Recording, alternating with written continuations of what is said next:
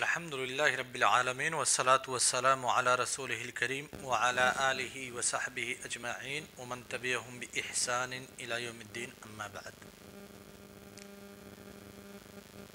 نسخ کی بحث ختم ہونے کے بعد مصادر تشریع میں سے دوسرا مصدر سنت یا حدیث یا خبر پر علامہ ابن عثیمین رحمہ اللہ تعالی اپنی کتاب الاصول من علم الاصول میں کلام کر رہے ہیں۔ سب سے پہلے خبر جان لیں کہ محدثین حدیث کے لیے لفظ حدیث جہاں پہ استعمال کرتے ہیں وہیں پہ خبر بھی استعمال کرتے ہیں، سنت بھی استعمال کرتے ہیں۔ علماء اصول فقہ خبر کو حدیث پر ترجیح دیتے ہیں، یعنی لفظ خبر کو لفظ حدیث پر ترجیح دیتے ہیں، اور جب وہ بحث شروع کرتے ہیں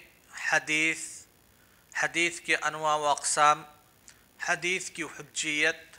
حدیث کی مختلف انواع و اقسام کی حجیت پر، تو پھر اس حدیث کو خبر کے نام سے تعبیر کرتے ہیں۔ لہذا علامہ عثیمین رحمہ اللہ تعالی نے علماء اصول فقہ کے منہج پہ چلتے ہوئے کہا الاخبار خبر کی جمع ہے، اور خبر کہتے ہیں کسی واقعہ کو، کسی حادثہ کو۔ کوئی بھی واقعہ رونما ہو، اس کی جو رپورٹنگ کی جاتی ہے، اس کی جو کیفیت بیان کی جاتی ہے، اسی کو خبر کہتے ہیں۔ اصطلاحی تعریف کرتے ہوئے کہتے ہیں ما اضیف الی النبی صلی اللہ علیہ وسلم من قول او فعل او تقریر او وصف، کہ خبر در حقیقت ہر اس شے کا نام ہے جس کی نسبت، جس کی اضافت نبی صلی اللہ علیہ وسلم کی طرف کی جائے۔ یہ بہت ہی پوائنٹڈ چیز ہے، سمجھنے والی چیز ہے۔ کہتے ہیں ہر وہ چیز جس کی نسبت یا اضافت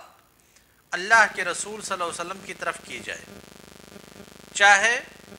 اس نسبت کی ہوئی شے کا تعلق آپ صلی اللہ علیہ وسلم کے قول سے ہو، یا پھر آپ صلی اللہ علیہ وسلم کے فعل سے ہو، یا تقریر سے ہو، یا وصف سے ہو۔ آپ حدیث کی تعریف مصطلح الحدیث میں پڑھ چکے ہوں گے۔ تقریباً یہی تعریف مصطلح الحدیث کی تعریف مصطلح الحدیث کے فن میں علم حدیث کی تعریف پہ بھی کی جاتی ہے۔ جو غور کرنے والی چیز ہے اس تعریف میں، ما اضیف الی النبی صلی اللہ علیہ وسلم، جس چیز کی نسبت یا اضافت نبی صلی اللہ علیہ وسلم کی طرف کی جائے۔ کبھی کبھار وہ نسبت صحیح بھی ہوگی اور کبھی کبھار وہ اضافت جھوٹ بھی ہوگی، غلط بھی ہوگی۔ کسی کی طرف نسبت کرنے سے لازم نہیں آتا کہ جس کی طرف منسوب کیا گیا ہے حقیقت میں اس سے وہ کام سرزد ہوا ہے، حقیقت میں اس نے وہ بات کہی ہے۔ ممکن ہے کہ کہا ہو، ممکن ہے کہ اس نے وہ کام کیا ہو، اور ممکن ہے کہ نہ کیا ہو، جھوٹ میں نسبت کر دی گئی ہو۔ اسی لیے احادیث کی تقسیم اور اخبار کی تقسیم صحت اور ضعف کے اعتبار سے یا قبول اور رد کے اعتبار سے کئی قسمیں کی جاتی ہیں۔ حدیث مقبول ہے، حدیث مردود ہے۔ حدیث مقبول کی جب حدیث مقبول کہا جاتا ہے تو مطلب یہ ہوتا ہے کہ جو نسبت یا جو اضافت نبی صلی اللہ علیہ وسلم کی طرف کی گئی ہے وہ نسبت صحیح ہے۔ یہ ہے مقبول کا مطلب۔ اب وہ چاہے صحیح حدیث ہو، صحیح لذاتی ہو، صحیح لغیری ہو، حسن لذاتی ہو، حسن لغیری ہو۔ اور مردود کا مطلب یہ ہے کہ نبی صلی اللہ علیہ وسلم کی طرف جو نسبت کی جا رہی ہے، جو اضافت کی جا رہی ہے، وہ نسبت صحیح نہیں ہے۔ اس کی ایک مثال، جیسے میں یہ کہوں کہ ہمارے مدیر الکلیہ عبد الواحد مدنی صاحب نے اعلان کیا ہے کہ اس مرتبہ سالانہ امتحان رمضان میں ہوں گے۔ میں نے ایک واقعے کی نسبت عبد الواحد مدنی صاحب کی طرف کی۔ واقعہ کیا ہے کہ رمضان میں سالانہ امتحان ہوں گے، تو یہ ایک خبر ہے کہ رمضان میں اس سال سالانہ امتحان ہوں گے۔ اس خبر کی نسبت میں نے عبد الواحد صاحب کی طرف کی۔ دونوں احتمال پایا جا رہا ہے کہ ہو سکتا ہے عبد الواحد صاحب نے یہ بات کہی ہو تو یہ خبر صحیح ہے، نسبت صحیح ہے، یا ہو سکتا ہے عبد الواحد صاحب نے یہ بات نہ کہی ہو، کوئی دوسری بات انہوں نے کہی، وہ بات ہمارے سمجھ میں نہیں آئی اور میں نے کچھ ایسا کہہ دیا کہ عبد الواحد صاحب نے یہ خبر دیا ہے، تو نسبت یہاں پہ جھوٹی ہے، نسبت یہاں پہ غلط ہے۔ نسبت کے غلط ہونے سے عبد الواحد صاحب کی غلطی کا تصور نہیں کیا جا سکتا کہ نسبت جب غلط ہو گئی تو عبد الواحد صاحب غلط ہیں۔ ایسے ہی جب حدیث میں کہا جاتا ہے یہ حدیث ضعیف ہے یا موضوع ہے یا منکر ہے یا شاذ ہے وغیرہ وغیرہ، تو وہاں نسبت کی بحث ہوتی ہے کہ نسبت اس کا غلط ہے، لہذا نسبت کے غلط ہونے سے نبی صلی اللہ علیہ وسلم کا قول غلط نہیں ہوگا، یعنی اگر نبی صلی اللہ علیہ وسلم کا قول حقیقتاً ہوگا تو وہ صحیح ہوگا۔ بہت سارے لوگ اشکال پیش کرتے ہیں کہ جب حدیث ہے تو وہ ضعیف کیوں؟ حدیث ہے تو وہ ضعیف کیوں ہے؟ تو ضعیف ہونے کی وجہ یہی ہے کہ جو نسبت، جو اضافت کی جا رہی ہے نبی صلی اللہ علیہ وسلم کی طرف سے، جو واسطہ ذکر کیا جا رہا ہے، اس واسطے میں کہیں پہ غلطی واقع ہوئی ہے۔ اس کے بعد کہتے ہیں علامہ ابن عثیمین رحمہ اللہ، وَقَدْ سَبَقَ الْكَلَامُ عَلَى أَحْكَامٍ كَثِيرٍ مِّنَ الْقَوْلِ، کہ قول کے تعلق سے بہت ساری باتیں گزر چکی ہیں۔ ہم شروع کر رہے ہیں نبی صلی اللہ علیہ وسلم کے فعل کے بارے میں۔ قول مطلب جو زبان سے ادا کیا جائے، فعل جسے جوارح کریں انسان کے، جوارح مطلب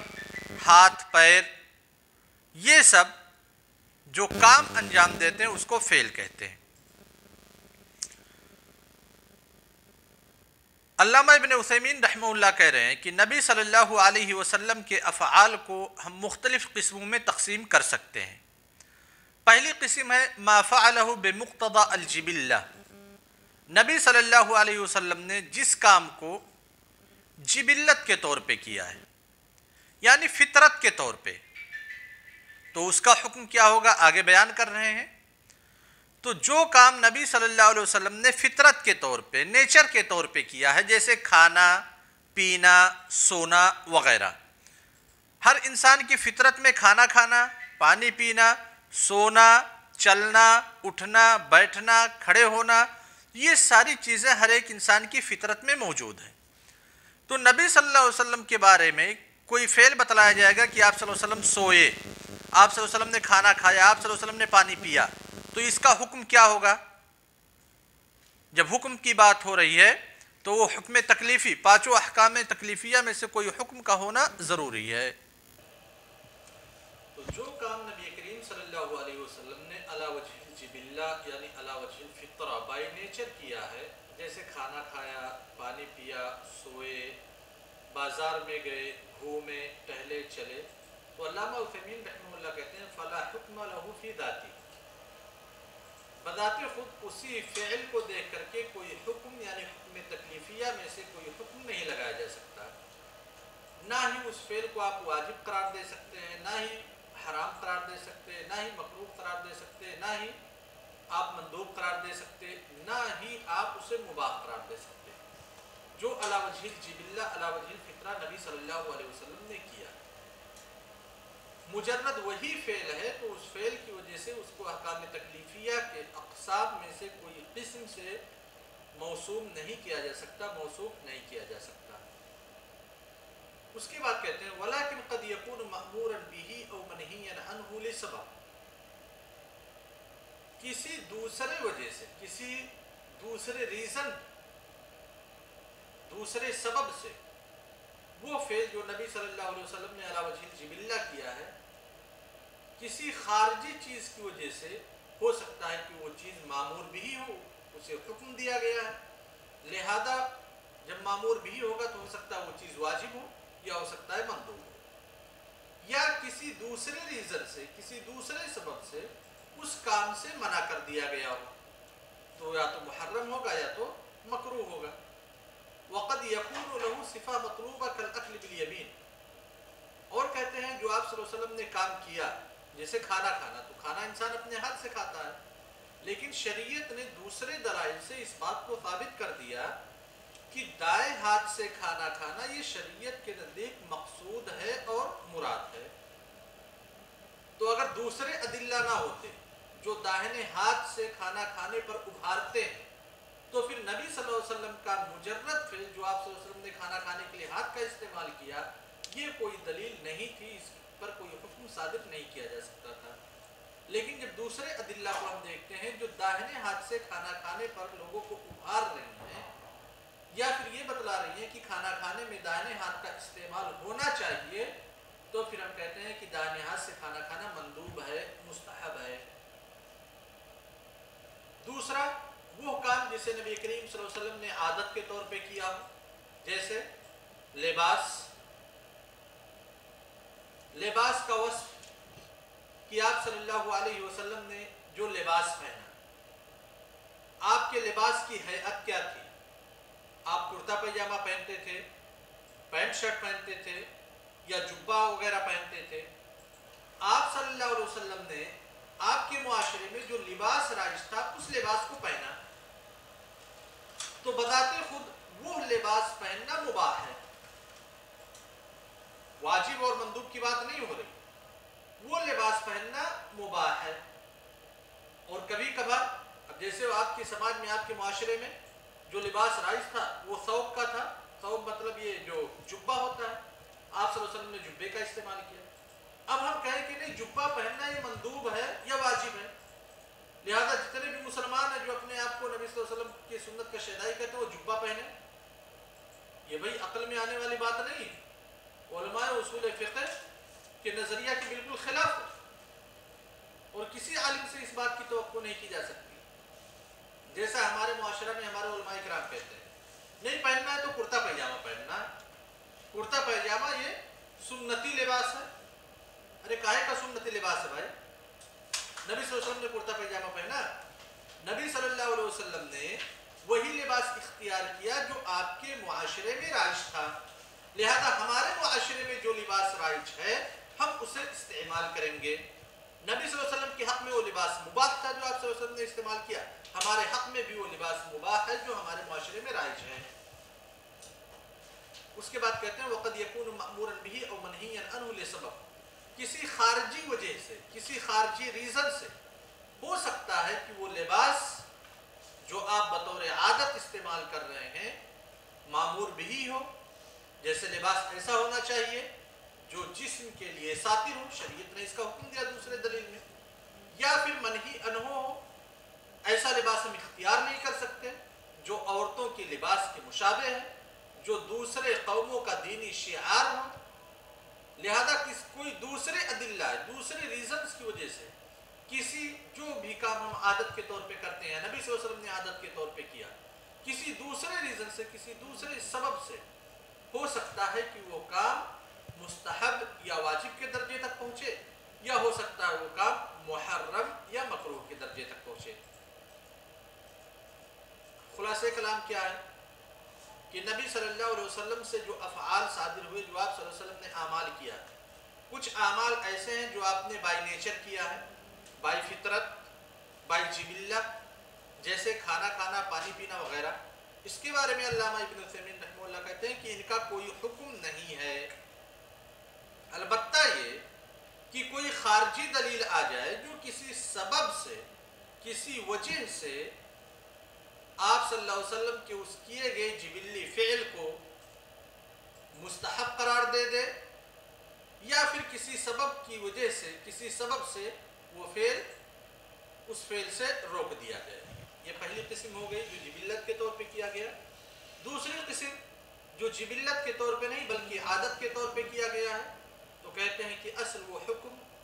اس کا حکم یہ ہے کہ وہ مباح ہے، الا یہ کہ کوئی خارجی دلیل آ جائے، اگر دلیل آتی ہے جیسی دلیل کی دلالت ہوگی ویسا اسے حکم دیا جائے گا۔ تیسرا ہے ما فعلہ علی وجہ الخصوصیہ، وہ کام جسے نبی کریم صلی اللہ علیہ وسلم نے خصوصیت کے طور پہ کیا ہو، یعنی اختصاص کے طور پہ، کہ وہ نبی صلی اللہ علیہ وسلم کے ساتھ خاص ہے، لہذا اس کا حکم کیا ہوگا؟ فَيَكُونُ مُخْتَصًّا بِهِ، تو یہ نبی صلی اللہ علیہ وسلم کے ساتھ خاص ہوگا، دوسرے امتی اس کام کو نہیں کر سکتے۔ جیسے رمضان میں وصال یعنی مسلسل روزہ رکھنا، والنکاح بالہبہ، اور ہبہ کے ذریعہ سے نکاح کرنا۔ نبی صلی اللہ علیہ وسلم کے لیے نکاح کی ایک شکل یہ تھی کہ کوئی عورت اگر آئے اور اس نے کہے کہ میں نے اپنے آپ کو آپ کے لیے ہبہ کر دیا، تو آپ صلی اللہ علیہ وسلم کے لیے درست تھا کہ آپ اس عورت کو اپنی عقد زوجیت میں رکھ لیں۔ اگر کسی عورت نے اپنے نفس کو ہبہ کر دیا، یہ نبی صلی اللہ علیہ وسلم کے لیے خاص تھا۔ اب اس حکم کو ہم عموم پہ محمول نہیں کر سکتے کہ شادی کا ایک طریقہ یہ بھی ہے کہ کوئی لڑکی کہہ دے کہ میں نے اپنے آپ کو آپ کے لیے گفٹ کر دیا، بس چلو شادی ہو گئی نا۔ جو عام امتیوں کے لیے شادی اور بیواہ کے رواج بتلائے گئے ہیں، قانون بتلائے گئے ہیں، اس قانون کے مطابق شادی ہونی چاہیے۔ اس کے بعد کہتے ہیں وَلَا يُحْكَمْ بِالْخُصُوصِيَّةِ إِلَّا بِدَلِيلٍ لِأَنَّ الْأَصْلَ التَّأَسِّي بِهِ، کہ جو بھی کام آپ صلی اللہ علیہ وسلم نے کیا، ان تمام کاموں میں اصل یہی ہے کہ وہ کام آپ کے لیے بھی ہے، آپ کی امتیوں کے لیے بھی ہے، جب تک کہ خصوصیت کی یا اختصاص کی کوئی دلیل نہیں آ جاتی۔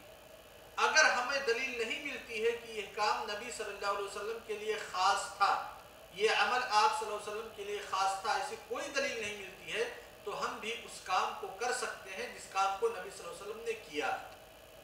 اگر دلیل آ جاتی ہے کہ ہاں یہ نبی صلی اللہ علیہ وسلم کے لیے خاص ہے، تب پھر ہم مانیں گے کہ وہ نبی صلی اللہ علیہ وسلم کے لیے خاص ہے، ہم اس کام کو نہیں کر سکتے۔ اس کے بعد کہتے ہیں الرابع ما فعلہ تعبدا، جسے آپ صلی اللہ علیہ وسلم نے بطور عبادت کیا ہے، یعنی جسے نہ تو بائی جبلت کیا ہے، نہ ہی بائی عادہ ہے، نہ ہی آپ صلی اللہ علیہ وسلم نے خصوصیت کے طور پہ کیا ہے، بلکہ آپ صلی اللہ علیہ وسلم نے اس کام کو بطور عبادت اللہ تعالیٰ سے تقرب حاصل کرنے کے لیے کیا ہے۔ تو کہتے ہیں فواجب علیہ حتی یحصل البلاغ لوجوب التبلیغ علیہ، تو نبی صلی اللہ علیہ وسلم کے اوپر واجب ہے یہاں تک کہ اس کام کے پہنچانے کے لیے اللہ تبارک و تعالیٰ سے حکم صادر ہو جائے، یعنی اس کے لیے الفاظ شریعت نکالے، شریعت الفاظ کا صدور کرے کہ آپ اس حکم کو، اس عبادت کو لوگوں تک پہنچائیے، تو پھر دیکھا جائے گا کہ شریعت نے کون سا اسلوب اختیار کیا ہے۔ اگر اسلوب وجوب کا ہے تو نبی صلی اللہ علیہ وسلم کے حق میں بھی واجب ہے، وہ آپ کی امتیوں کے حق میں بھی واجب ہے، لیکن اگر اسلوب ندب کا ہے تو وہ آپ صلی اللہ علیہ وسلم کے حق میں بھی مندوب ہے اور ہمارے حق میں بھی مندوب ہے۔ اور اگر اسلوب میں کوئی ایسی چیز نہیں پائی جا رہی ہے، جیسے وجوب کا اسلوب نہیں پایا جا رہا بلکہ ندب کا اسلوب پایا جا رہا ہے، یا اباحت کا اسلوب پایا جا رہا ہے، یا آپ صلی اللہ علیہ وسلم کے فعل کو کسی راوی نے روایت کیا کہ آپ صلی اللہ علیہ وسلم یہ کرتے تھے،